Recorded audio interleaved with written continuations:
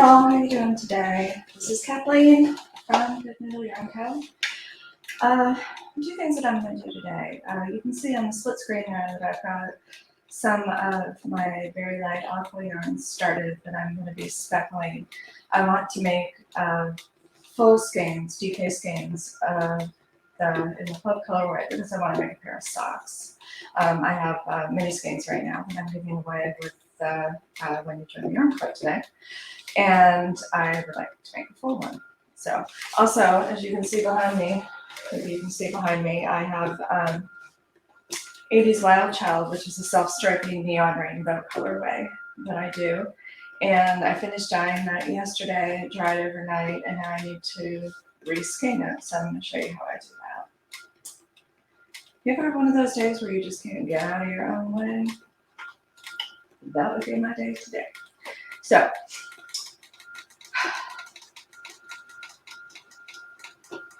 you know, you think you have things ready, and you think you have things prepped, and you think you're all ready to go, and then all of a sudden you're not. So, we're going to have the messy bun getting things done today.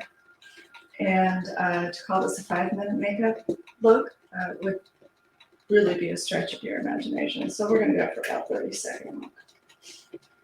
Anyway, so the aqua colorway that I'm doing, I first do that as a full immersion with a lot of water and the dye so that it can get, more like a semi-solid. This isn't a variegated colorway that I'm doing. So I've had that going, I don't know, about 20 minutes or so, which, since it's such a light color, is plenty of time. And it's going to continue to be heated when I do the speckles, so I'm not worried about that. So I'm going to go over, I'm going to dump out most of the water because I want most of the yarn to be sitting up so that when I put the speckles on, they kind of like stay where I want them to stay instead of dispersing into the water and becoming more of a variegated colorway. So that is what we're going to be doing now.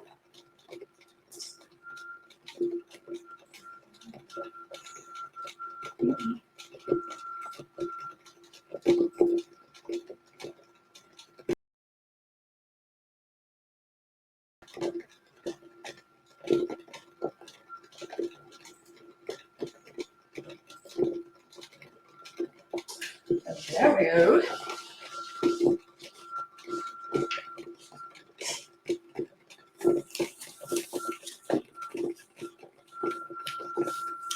Also, full disclosure, I also have another colorway that I have on my actual stove top and not on my little single burner here because I didn't like the way it looked. It was like too kind of splotchy, so I just put some more dye in it, and it's just going to be a darker version of what we're doing now. So I've got to do that as well.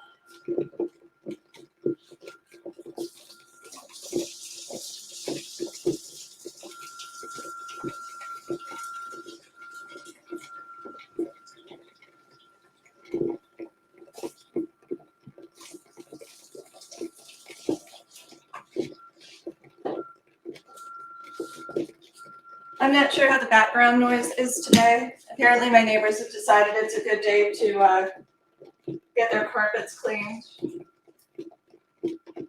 So we've got all that noise going on in the background.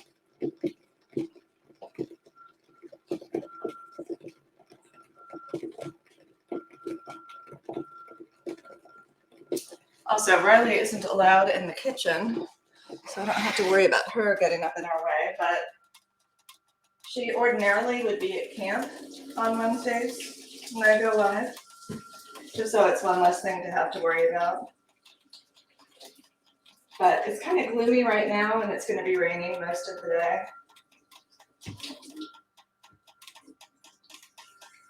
And one of the best parts of sending her to this camp is they have a really big outdoor wooded area and sand, and she just absolutely loves it. But if it's raining, they're not going to be going out and all that, so I decided to just keep her home today. See how the weather is and try it again later in the week. Again, it's one of those like, are you having to cover and protect your plants, or are you going to be wearing flip-flops? It's that kind of time of the year.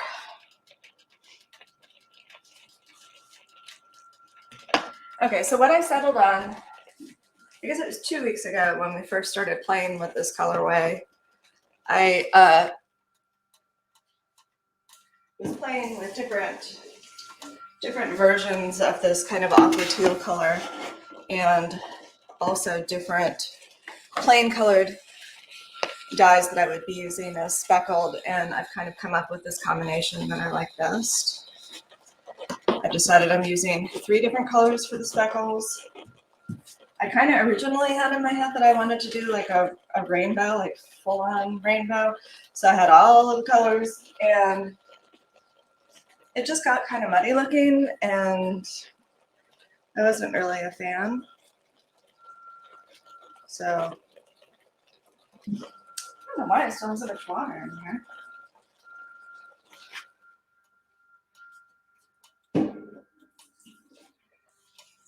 There we go. Let's see how that goes. All right, so I'm going to put this hot pink color on first.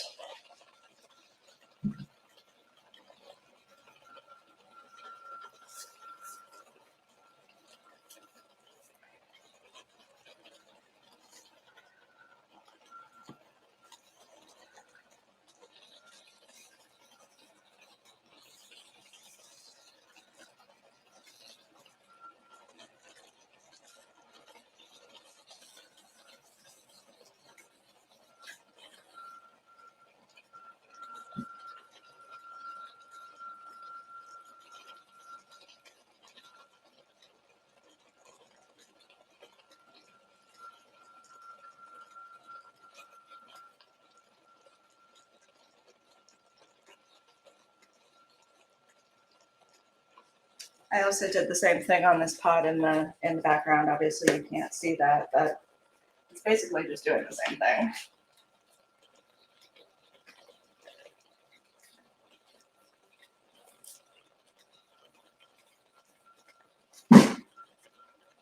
Okay, now I'm going to do a little bit of purple.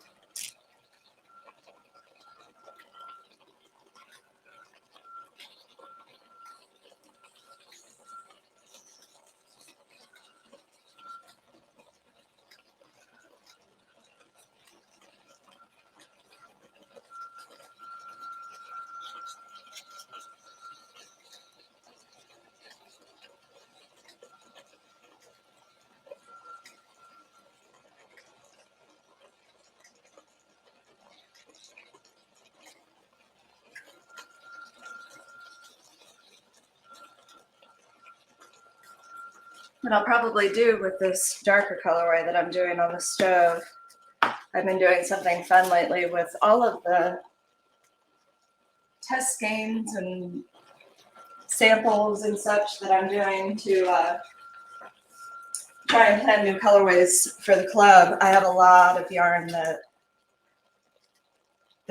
is just, it's not going to be a colorway that I'm going to sell necessarily, but that is still beautiful yarn. So I've been doing these mystery packs. They are actually a very affordable way to try some of my yarn without committing to a full-on skein. Here's some blue. So I have, it'll be 100 grams total of basically any yarn that I dye. It could be one large skein, it probably won't be. It may be a 50-gram skein and then 3 20-gram skeins, or a 60 and a 20 and 2 10s or something like that, but a variety of yarn. And it's about half the price that you would pay. So, like I said, it's kind of an affordable way to have a little surprise. All right, I'm going to put the top on these and let them steam before I flip them over and repeat the same thing on the other side.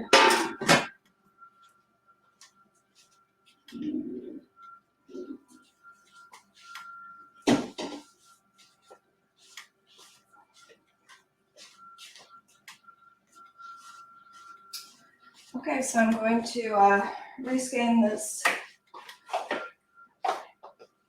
self-striping yarn.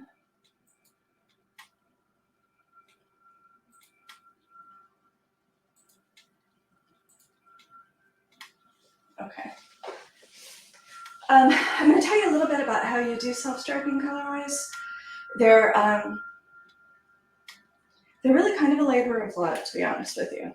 There's a lot of steps to them. There's a lot of math behind it. There's a lot of kind of, fiddliness, but I absolutely love them. I love knitting with them. I love making them. I think they're beautiful. You can get different colors that you like together, but that if you actually mix them together, might not actually look so great. So it's kind of a cool way to be able to do like a bunch of contrasting colors. Kind of like this, the 80s Wild Child, which is a neon rainbow, which I absolutely love. But you're taking a piece of yarn and you're making like a massive, massive, massive loop, like a skein would be like practically like going around this whole room. It's that large. So I have this, which I have, see if you can see from back here. I don't know how well you're going to be able to see, but starting here at this peg, going all the way up to the top here, and then coming all the way down and back to here, and rinse and repeat until you have all of the yarn that you're going to be using on this. I don't know, I can't come up with a word for what this is, but anyway, I'll come up with it when I don't need it anymore. Then after this is put on here, which is bare yarn, and then all the spaces, the places that you want the colors to change, you need to mark that off and put ties on it so that it doesn't get all tangled and everything. And then I have 6 large mason jars, which I put inside of a pan. And basically you have to take this off and you're just putting in one color at a time. So the whole length that's going to be pink, I stick in the pink jar and then move on to the next one and the next one and the next one and the next one. So that all of the yarn is dispersed in the 6, or sometimes I'll just do 4, but for the rainbow I do 6. So it's dispersed in all of the 6 little jars. And then I mix up the dye and put the dye in one at a time. And then I put water in the whole thing so it gets really steamy and cover it and let it steam for about an hour and then let it cool down. And then you have to pull it out and make sure it doesn't get tangled because it kind of does easily. And rinse it out and then hang it up to dry. And then after it's dried, that's what we came to this morning, you wind it back on to this because you need to wind it off of this huge, massive skein back onto a normal size skein that you would normally use and see when you go and you buy your yarn. So that's where we are right now.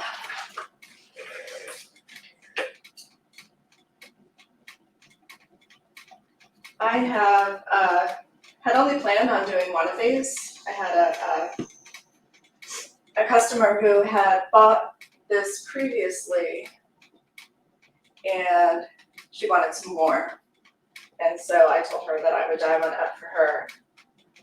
And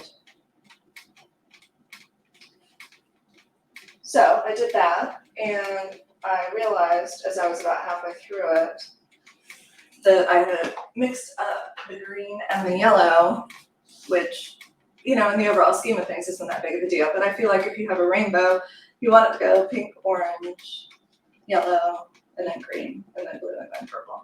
So I'm going to have an extra skein of sort of kind of 80s Wild Child, which I'm going to put up in my shop. I have a section that's a one-of-a-kind section. Most of the yarns that I do are repeatable. I have recipes and such that I have that I can repeat so that you can have the same thing every time. But I do have a one-of-a-kind colorway section which is also, by the way, where you would find the mystery bags. But there are some over there that are just, really pretty, and then I'm just not going to be able to repeat. So there's a couple of them over there, and this is where this the 80s Wild Child, but didn't quite 80s Wild Child, is going to go. So this is a skein winder right here. It's Crazy Monkey Creations, and it has been like a life changer as far as making self-striping colorways go. Because before I had this, I was having to wind it all, by hand with like a table swift. And that was kind of a pain in the butt. But it worked.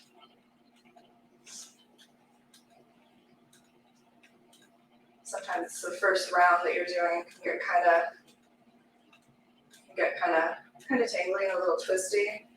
So I try to do this a little bit slower than I would, as you'll see once I start to, when it looks like it's going to be behaving for me.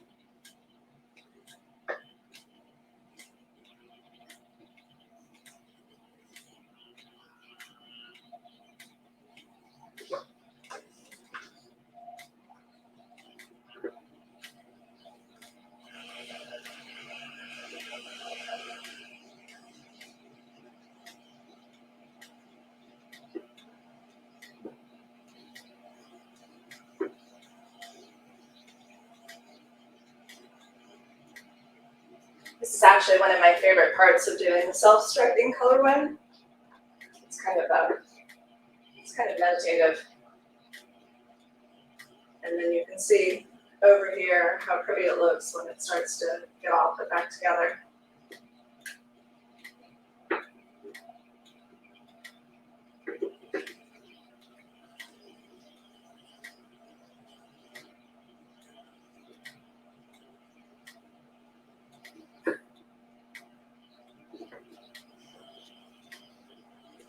The reason why I'm waiting for 15 minutes or so to let those dye powders set is because if I flipped it over right away, then all of that dye powder that's sitting on top of the yarn is going to hit the water, and then it's going to all disperse, and it's going to become a lot more variegated, a lot more muted, and not as speckled as I would like it for this particular colorway. So if I let it chill out for about 15 minutes or so, gives time for the heat, the steam, and the acidity of the water to kind of set that dye powder onto the top of the yarn, so that when I go and flip it over, the speckles that I have there on top now will stay there. And then I just go on to the next round.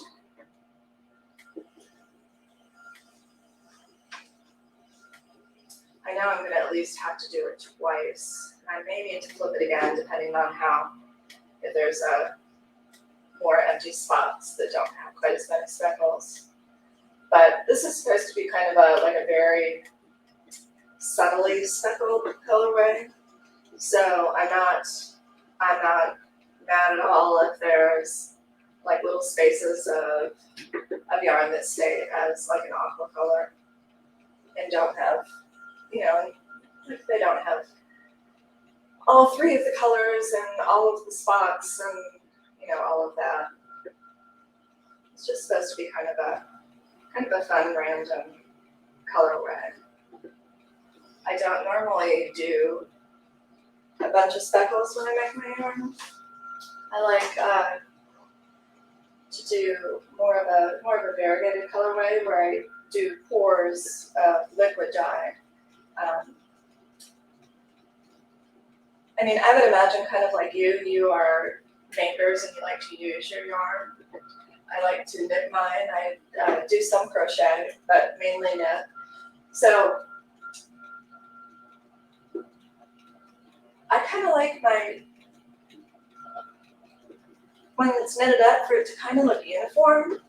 You know what I mean? Not not uniform in the sense where everything's exactly the same, but if I have 3 different colors that I'm using in my colorway, I kind of want those 3 colors to be all over, all over the yarn, so that the top 1 inch of my sweater doesn't look drastically different from the next 3 inches and then from the next one, and so I found that the best way to achieve that for me is the method that I've decided that works best as far as doing the variegated yarns.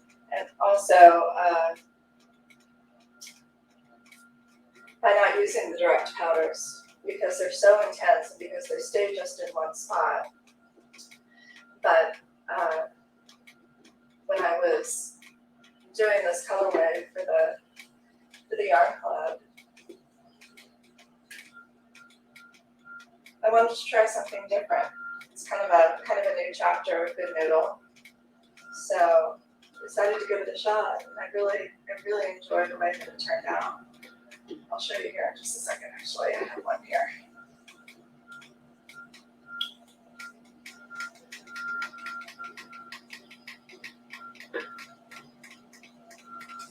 Actually, the yarn club is opening tomorrow for new members, if that's something that you think you might like. And I'm going to give you a little bit of a hint. Since y'all are seeing this right now, if you sign up today, which is March 16th, you're going to get a chance to get in there before everybody else does. And you will also get a free gift, which is a mini skein of the yarn that I'm dyeing right now, which I already have done. And I also have some needle gauges made from Cottontail Farm, PA. She is a lovely person. And she made these really cool needle gauges, which are small. You can have them on a keychain, so you can kind of hang them onto your project bag. There's a little ruler there on it, so that you can see how far you've gotten, or how much further you need to go before you switch patterns or whatever.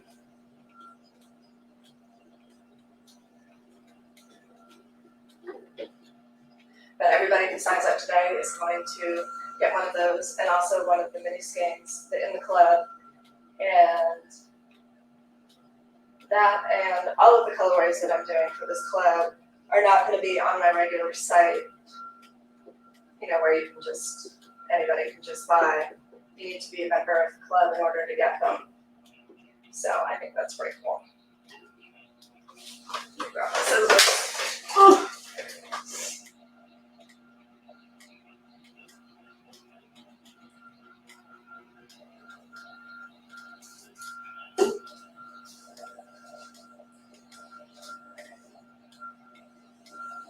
That's just the end of the yarn, so we're on the last little bit here. Actually, all in all, it behaves pretty well. Kind of figured if I went on a live broadcast trying to do this, it was probably asking for trouble, but it cooperated pretty well, I'd say. All right, so after I have it on the skein here, I just need to tie it off so that it doesn't, obviously, so it doesn't unwind. And then kind of make a figure 8 here that helps it not get tangled up as you put it on your Swift, in order to wind it into a ball, or if you have a ball winder or whatever you end up doing. It just makes it stay in line and behave.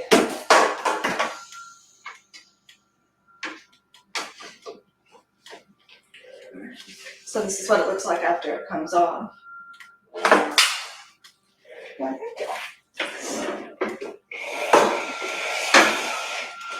And here is my highly scientific tool that I use to twist up my skeins. It's actually a drill, which I strap down here so that it doesn't move. And instead of a drill bit, I broke off a piece of a hanger, so it's just like a little hooky part of the hanger, and stick that in there and tighten it down. And this is what I use. I don't necessarily recommend that you do that, but it's working well for me. I know there are things that you can buy that will do this, like definitely in a more legitimate way, and that's something that I have on my list of things that I'm going to get for my little business up in here. But for now, this is going to work just fine. So I've got one skein of 84 job, which I will get together and send off after we're done with this here. Let me show you this. This is the yarn that we're making right now. See, it's like an aqua teal color, and you can see the little speckles of hot pink and blue and purple, which I think is really pretty. And this is the needle gauge.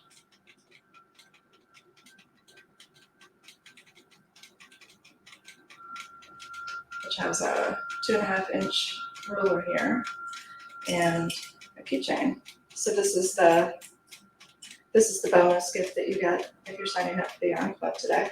I don't know how much I've actually talked about the yarn club, but it's the whole full-on title of it is the Good Noodle Yarn Club, the children's books collection. One of my favorite groups of colorways that I've done is the Caterpillars and Bears colorway, which were inspired by Eric Carle books. Let's write a little bit better over here. So I have 6 colorways that I used. I used different characters out of different Eric Carle books. We've got the caterpillar itself, there's the yellow duck, there's the goldfish, blue horse,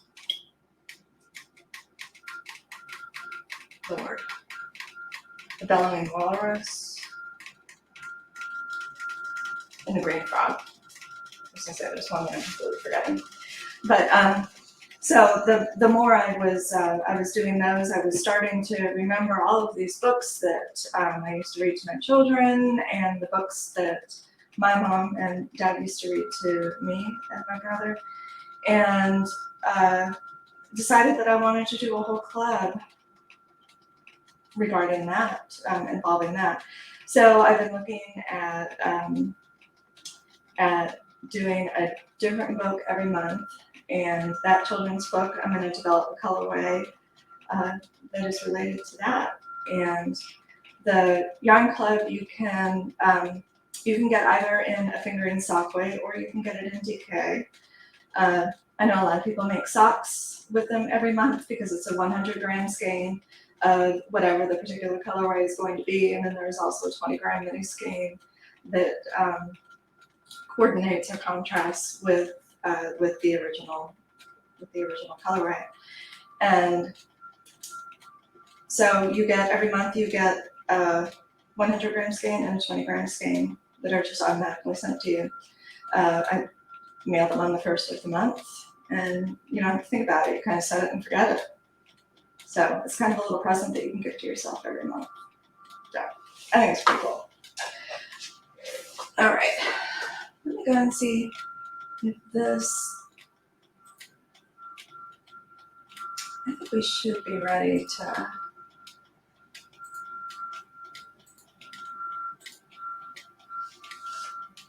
do another round of speckles on these.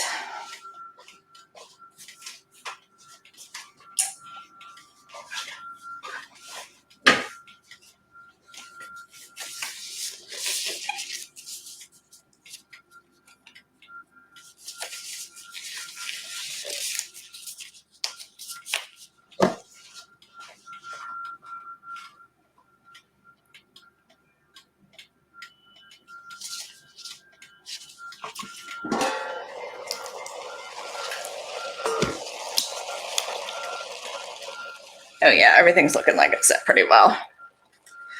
So I'm just going to pick this up and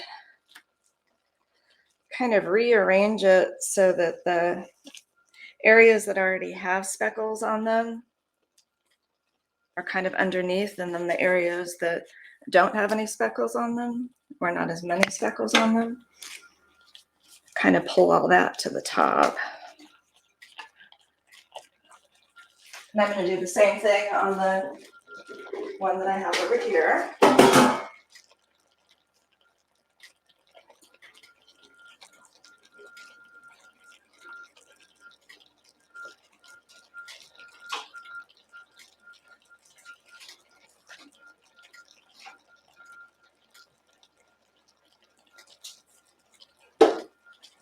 Okay, and again, I'm going to start with the pink.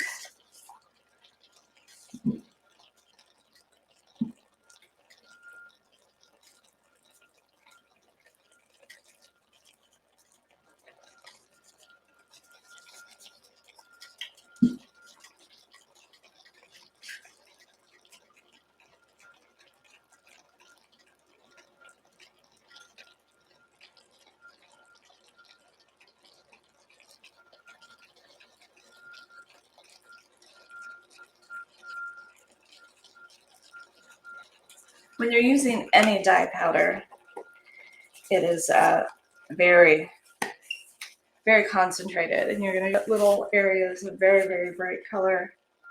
But the pink that I'm using in particular is extremely vibrant, and you do not need very much of it at all. This is the purple.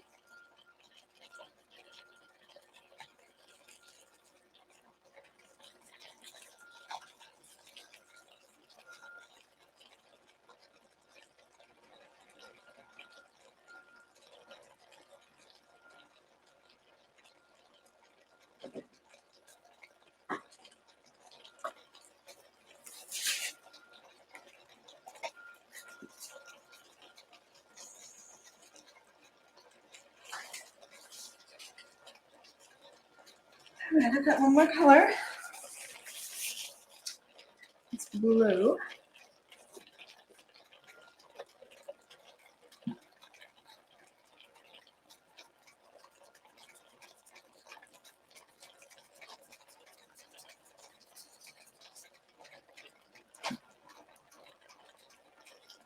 think I'm probably going to just leave this at this.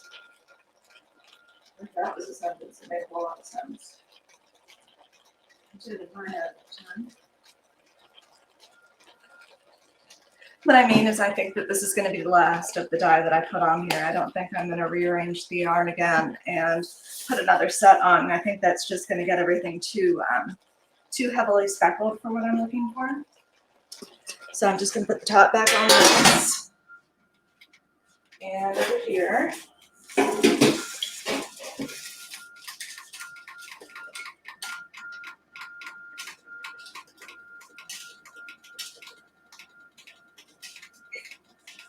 and I'm just going to let that set for about 45 minutes or so.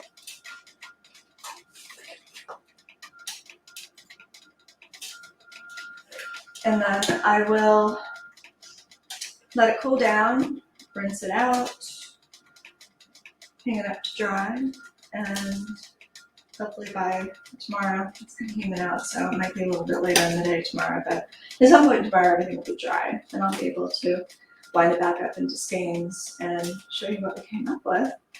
And hopefully I'll be able to start on a pair of socks, because I want to see how it hits up. I haven't knit this color up yet. I think it's going to be really cool, but I just want to see how it turns out. So if you would like to see the outcomes of this particular strain, probably the best way is over on Instagram. Everything I post on Instagram also posts over on Facebook, so if that's kind of where you hang out and you want to see it over there, that's fine. But I like to post pictures of the stuff that I'm working on, and different random things or unboxings that I'm doing, or stuff when I'm packing or mailing or shipping or whatever. I like to do that over on Instagram, and I do sometimes I'll do it as a reel, or oftentimes I'll just post it in the stories. So you can find me over there. Actually, you can find me in all of the places at Good Noodle Yarn Co. And I think that's probably going to be it for today. I appreciate you coming and watching live. And I also appreciate you if you're checking this out after the fact. And I hope that I will see you soon. Until then, create confidently, my friends. Bye-bye.